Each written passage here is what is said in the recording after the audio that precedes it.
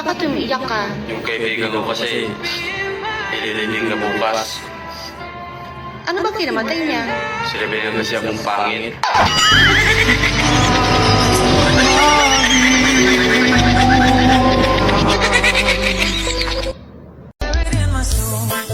Ang pagiging gwapo, Sana all. wala sa labas yan.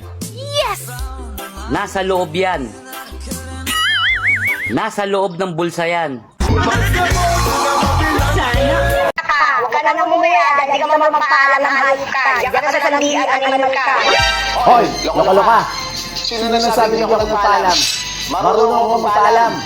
Ikaw itong hindi marunong pumayag.